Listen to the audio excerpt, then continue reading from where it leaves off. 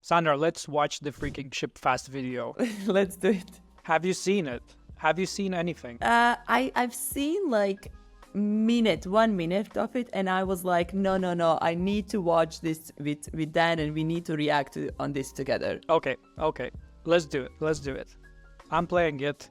Ready or not, here we go. Seen somewhere either on YouTube or Twitter, X, whatever, this movement in the dev community where you try and build really small SaaS products and ship them as fast as possible. Basically, you pick just one feature, the simplest possible MVP for an app. You code just that feature and ship it. Usually this is done with a very simple Stripe paywall, so users have to pay to access your feature, but no free trials or fancy subscription tiers. And the goal is to validate your app idea in the market as quickly as possible, to the point of being extreme. And if no one or only a very small percentage of your landing page visitors pay for the product, then you can decide it's not worth pursuing, and you haven't lost much because you only spent a very small amount of your time building the MVP.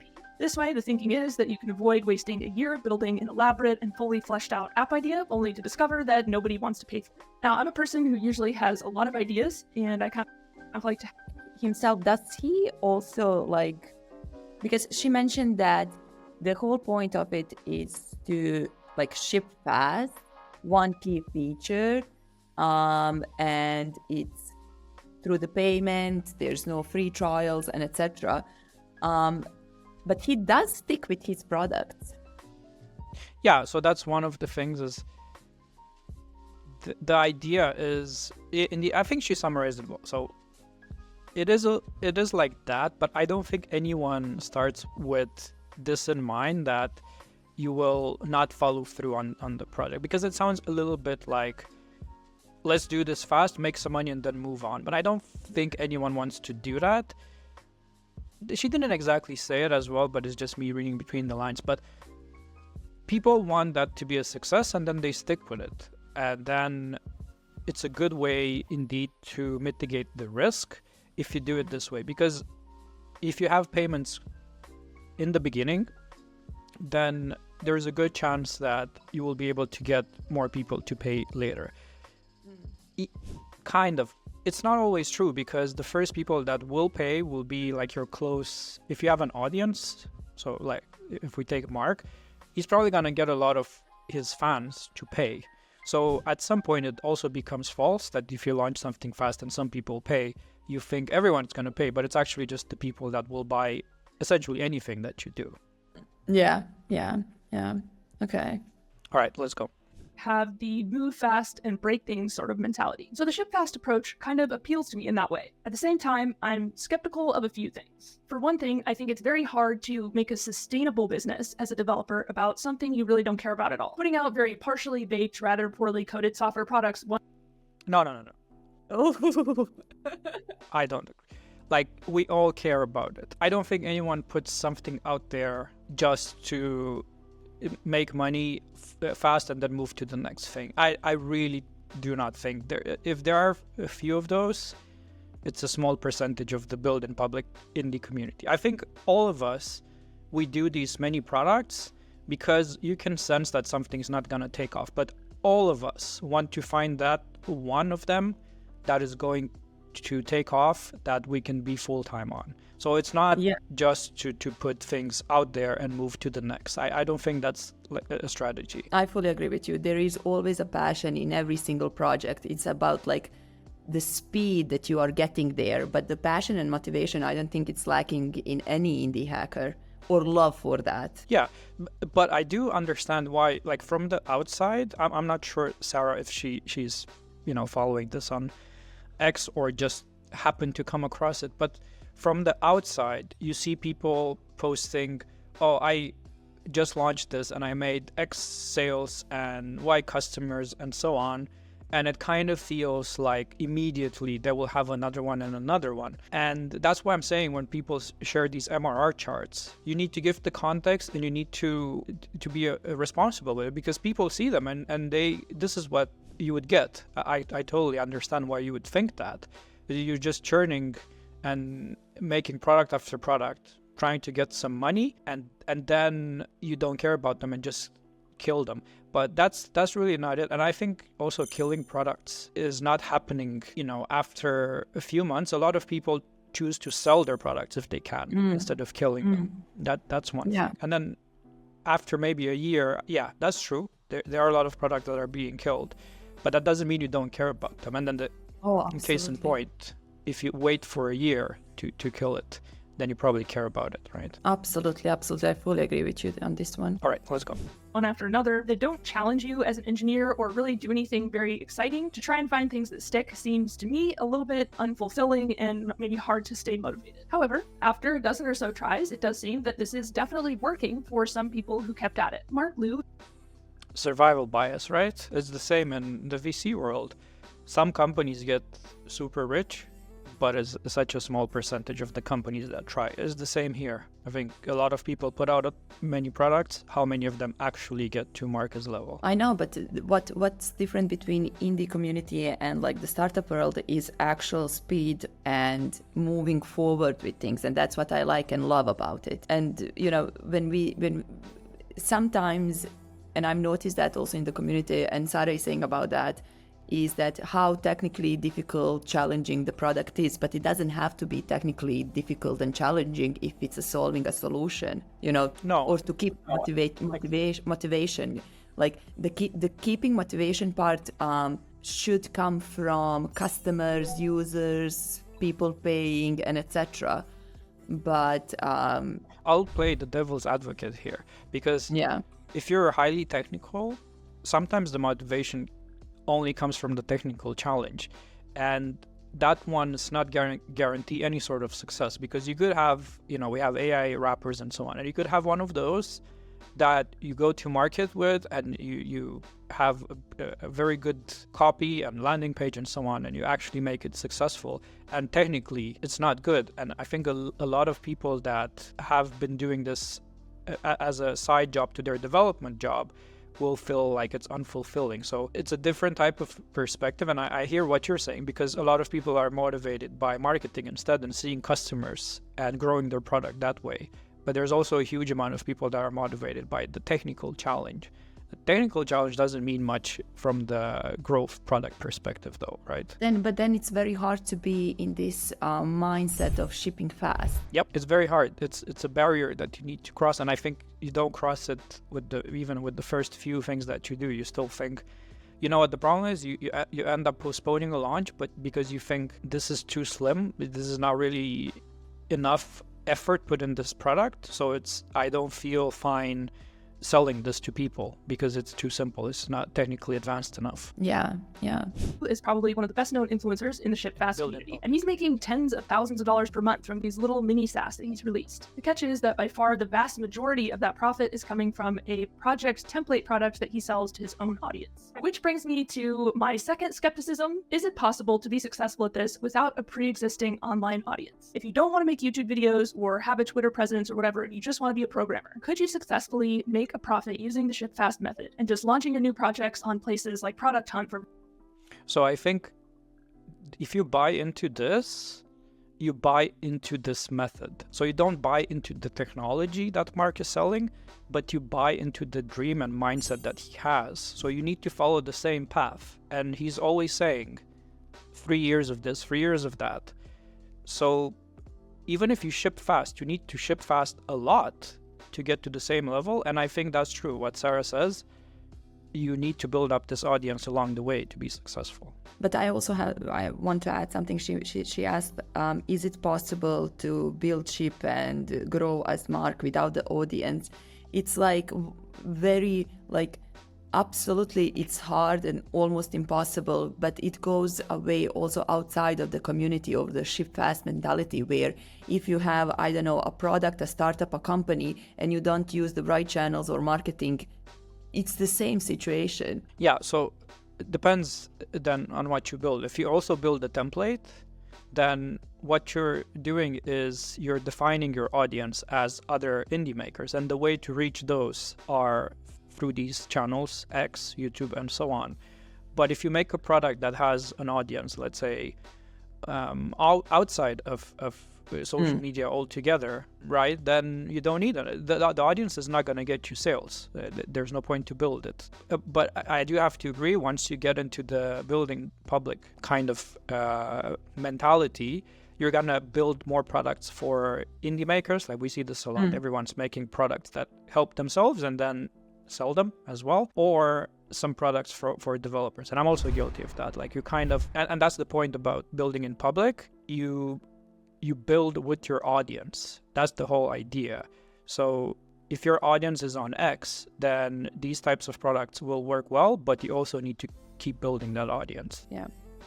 Marketing. Would that be enough? So I was intrigued and I went ahead and bought Marc's template, which is called ShipFast. I'll admit I was a little hesitant because he says multiple times in his videos, quote, "I'm not a good developer." And so I was like, does it make sense for me, a hopefully decent software engineer, to pay for boilerplate code from someone who's a self-proclaimed bad programmer? But it's basic enough Next.js stuff that you really do have to do over and over if you're creating an app from scratch. So once I saw that he had a version of the template that uses TypeScript and Supabase, I figured, why not? If it's really that bad, I'll just tweak it and have my own version that I can reuse. My project idea was to build an affiliate link web scraper. I have reason to believe from people I know who work in affiliate marketing that this could be a really useful tool. Basically doing affiliate link aggregation for a given product across the web. So I spent about 15 to 20 hours coding this. Oh, you should try ShipXN. Shameless plug. Marc's template, I will say, is great. It does what you need it to do and definitely saves a huge amount of time for me, especially on the landing page part. It guides you through what kind of copy to use to help you sell, which is something that would take me ages to do. This is so ironic that in the video where this is criticized, I plug like my different kind of other thing that, okay, just shut up. Myself, even with ChatGPT. I was genuinely excited about this and I was trying to get it out. There's also pageui.dev. That's actually open source and free. No, that's so like I don't care. Don't buy my stuff. But the page UI is basically this. So it's because the landing page, you would be, I mean, you know, I don't have to explain this to you, how hard it is to do one. And having a starting point for the landing page is so good, that could be the difference between shipping and not. So I made page UI and I added a bunch of templates and you can just copy paste stuff. And I made that open source because I really think a lot of people could ship more if they have that as a starting point. Okay, let's go back. In less than a week, keeping the app as minimal as possible to stay within the ShipFast philosophy. But unfortunately, even my most minimal idea was not minimal enough because I ended up realizing that it was not really viable to build something like this as a ShipFast product. The web scraping script I wrote worked great, but it took like an hour to run. For various reasons, there were limitations to making it much faster. Plus, I felt that spending the time to try to optimize it wouldn't be aligned with the ShipFast principle. But such a long-running job can't be hosted on a really easy and fast deployment platform like Vercel serverless functions. You need something like an AWS EC2 instance to handle that kind of task. And if you're familiar with working with AWS, you know it is a very robust platform. Even using Elastic Beanstalk, the simplest deployment service on AWS, still requires a lot of setup time and permissioning. AWS is just typically not what I would call a ShipFast strategy for SaaS. Not to mention, that was a long-running background job. I would need some way to manage that state on the front end by keeping track of the task status in my database, so that if the user closed their browser during the hour the script was running, they wouldn't have to start all over. I guess you could make the argument that to truly ship fast, I could have just launched without state management, but I personally felt that was too sloppy, even for an MVP, and I'd just be processing refunds for any customers I got. Yeah, that's exactly what I said. It's a huge barrier to put something out there that you don't think is technically there yet. And I think the ship fast mentality is good to overcome that, but it takes a few products before you do. And I don't know, I don't think there's a shortcut, to be honest, to get to that point. I mean, it seems to me that we are talking that she's an absolutely brilliant developer, and yeah, but the process of becoming a maker and adopting to idea of like what people consider ShipFast. I think she just saw ShipFast as a product, and maybe that's also Marc's mistake. Maybe he can try to explain it better because right now he's expanding to kind of new audience that is not aware of his kind of existing on Twitter and what he was telling for like years. So he needs to be very careful now how he's gonna position ShipFast, because more and more people will have this type of experience, unfortunately. Yeah, people don't get it. Like, they don't get the show also, I suppose. Like, people will look at this and say, well, what are these people doing? Because everyone is aware of how this works. So once you break through that and reach the wider developer audience, people are going to think you're crazy, basically. So, yeah. But the thing with this is, I don't think the idea is bad for this. I just think you need to be confident that you can ship it. And I would have probably went with a pre-order. So I would have used ShipFast for doing the sloppy MVP that Sarah mentions, and have pre-orders. And that is a question of audience, because you're not going to get pre-orders if you don't have it, but I guess she does. And then if I get a number of those, let's say you set a goal 20, if you get 20 of them, then you actually do the difficult technical part, and it's not going to feel like a waste of time. And you stay in the same ShipFast mentality. Otherwise, you need to refund a maximum of 19 people. It's not a big deal. I don't think it's usually like this. You either get none of them, so no one actually pre-orders, or you get enough of them to actually build it. There's like rarely the in-between happens, to be honest. So shipixen.com. Shut up. Because that would be a really frustrating user experience. Ultimately, I had to shelve this. I still think it's a decent idea. Maybe I'll come back to it at some point, but it wasn't doable to make it a product I felt good about in a week. I was definitely bummed to have wasted 20 or so hours on it, but they say you have to fail many times with this before you get your first winner. And I did learn some things along the way, particularly with the ShipFast template, which I can hopefully reuse in the future. I think for myself, I still suspect I'll prefer a more happy medium with working on projects that I have an actual passion for and are at least a bit more built out before launching. After all, even if you ship a really fast software and it fails, you'll never know if maybe people would have liked your idea more if you put a little more care into it. But in the meantime, I spent $170 on the ShipFast template and $10 to register a domain for my failed project. So I'm currently negative $180 on my ShipFast journey. I'll keep you updated on how it goes if and when I try my next one. I am working on a more established startup right now, so that's taking up most of my free development time. But subscribe to the channel if you want to keep up with the progress, and I'll see you soon in another video. Very cool video.